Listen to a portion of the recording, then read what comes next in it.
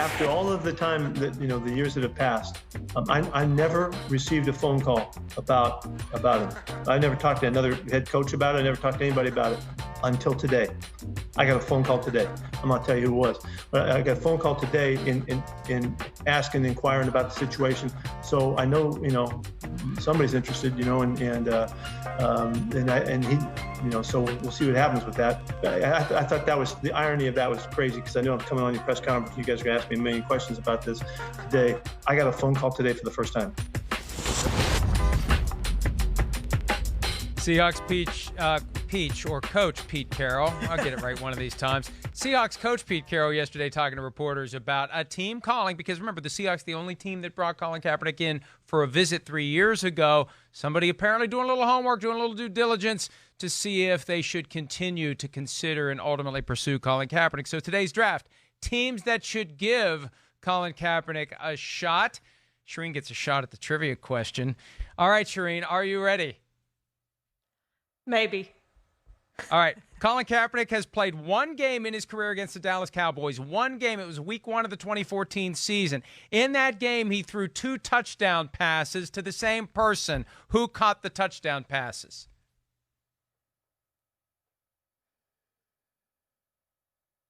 I was there for that game. I should know that, right? And the red light's on, and Cindy Brady says, I don't know. Who was it? Vernon Davis, tight end. That's a good one. That's a good one, Matt.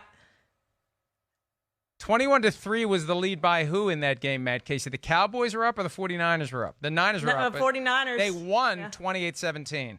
So 2014 season, just a couple of years before his career with the team ended. All right, I get the first pick, and I'm gonna reiterate the team that I mentioned earlier this week in the aftermath of Al Sharpton, who delivered the eulogy at the George Floyd funeral in Houston, saying that the NFL needs to repair Colin Kaepernick. Houston, I looked at the Texans depth chart. I looked at Deshaun Watson as the starter. I looked at the backup, A.J. McCarron. And remember, one of the false narratives we heard a couple of years ago was, well, Colin Kaepernick really doesn't fit as a backup because he doesn't match the skill set of the starter. It doesn't make sense to have him as the backup. Right? There are plenty of backups who don't match the skill set of the starter, including in Houston, where A.J. McCarron is the backup to Deshaun Watson. Colin Kaepernick would be a much better backup to Deshaun Watson. Colin Kaepernick could come in and run the same offense Deshaun Watson runs. So for me, choice number one, given the combination that George Floyd, born and raised in Houston, the Texans could use him. And given that there was kind of a rocky history a few years ago with some of the things that happened during the original anthem controversy, I think the Texans would make a ton of sense from a football standpoint and from just the broader standpoint of doing the right thing at the right time. So give me the Texans first, Charean.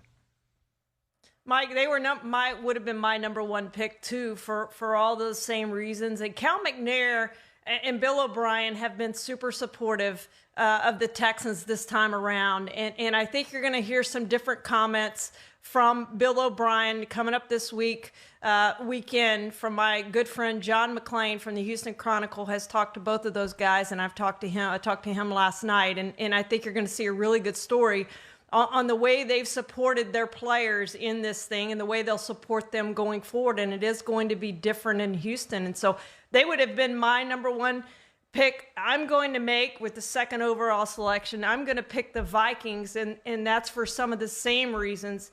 George Floyd obviously died in Minneapolis. I think it would help with the healing process there if you bring him in.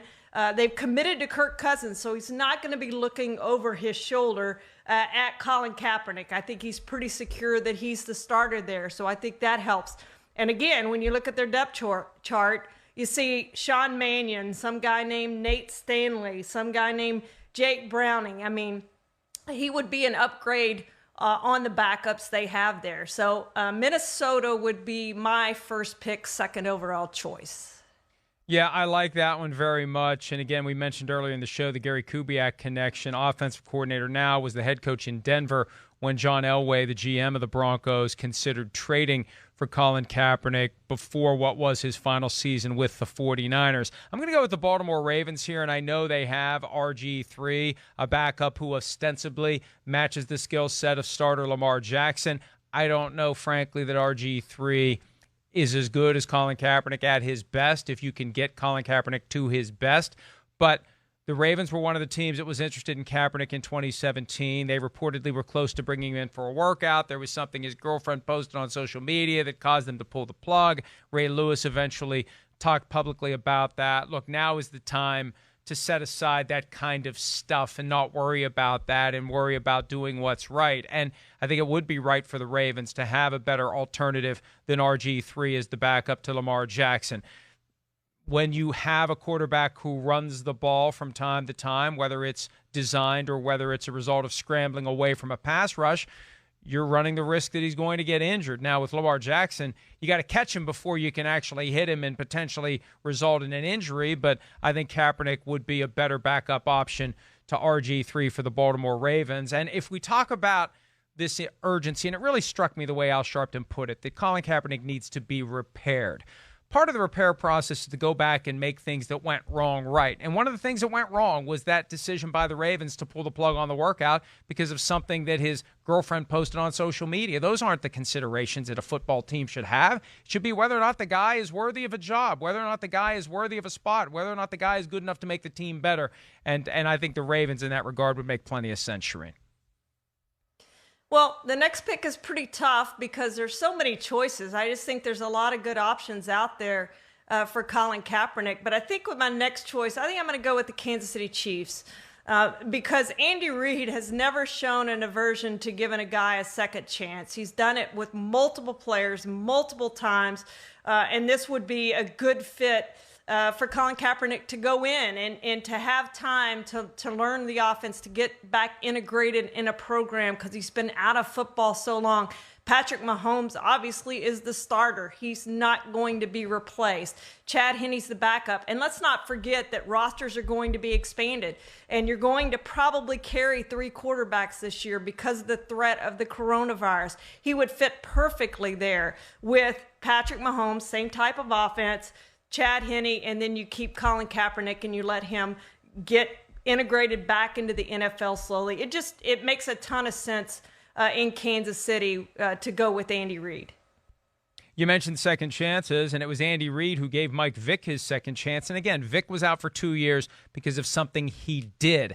Kaepernick out for 3 years for reasons unrelated to any type of wrongdoing. He did something the NFL didn't like, and he suffered the consequence, and he's still suffering the consequence to this day. So, look, we talked earlier about the things Patrick Mahomes is doing, the actions he's taken. We don't know what's going on behind the scenes there. For all we know, Patrick Mahomes and Tyrann Mathieu are constantly peppering Andy Reid with text messages to bring in Colin Kaepernick. We need to be the leaders here. We need to be the ones who do this. Somebody's going to do this. He makes the team better. I mean, look at what happened last year when Patrick Mahomes got injured. If Matt Moore doesn't come in and scrape together a couple of wins, they don't have a bye going into the playoffs. If they don't have a bye, how do they make it to the Super Bowl? How do they win the Super Bowl without the benefit of great backup quarterback play? So for football reasons and for these broader reasons of how we are going to behave in this moment, I think the Chiefs make a ton of sense. Right? I'm torn between 2 teams here with my pick, and I'm going to go. I'm going to go with the Patriots. It was down to the Patriots and another team. I'm going with the Patriots. Remember 2012, that Sunday night when Colin Kaepernick went to New England for the first time? The 49ers built a huge lead. He ran through and around the Patriots defense. And then when the Patriots tied it up, what did he do? Coolly and calmly engineered a drive that won the game. And we've seen the Bill Belichick defense struggle with mobile quarterbacks from time to time. I think because it's so based on scheme. You know, when the scheme that is there for the play that's called breaks down because the play that was called morphs into backyard football, the players just can't keep up with a guy who is physically superior and can run around them and through them. And wouldn't that be a great weapon for the New England Patriots offense? I know that they're committed to next man up and what does Jarrett Stidham have, but hey, Jarrett Stidham and Colin Kaepernick, all due respect to Brian Hoyer, is a better combination in my mind than Jarrett Stidham and Brian Hoyer. Yeah, and they were my pick, Mike. They were going to be my third pick. I think it's a great choice. They do need a starting quarterback. But even if they don't, who's your third guy? Again, I think you're going to have to carry three quarterbacks, and I think he would be a perfect fit there as your third quarterback. And Bill Belichick, he's never cared what's been said outside the organization. Why would he care what's said if Colin Kaepernick comes in, if they sign him? So I think that's a great spot for Colin Kaepernick, and they would have been my third pick. And kind of like you now, I'm kind of torn. I have three teams on my list. I have the Cardinals, I have Washington, and I have the Seahawks. And I think I'm going to go with Washington simply because we talked about the mascot earlier in this show. It's a broader picture, and I think from that standpoint, I think it would be a great signing for Washington to go out and sign Colin Kaepernick.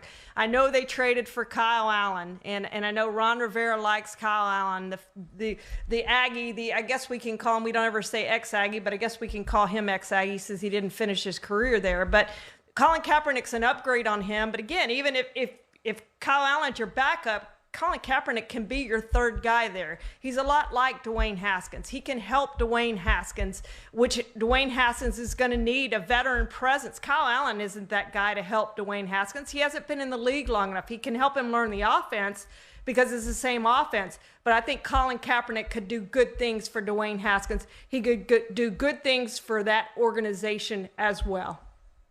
Steelers were the team that I was struggling with when it was between the Steelers and the Patriots because Mason Rudolph, Duck Hodges, all due respect, not Colin Kaepernick. All right, we got to take a break. Hi, I'm Mike Tirico, and thanks for watching. Make sure to hit subscribe for the latest news and highlights from NBC Sports.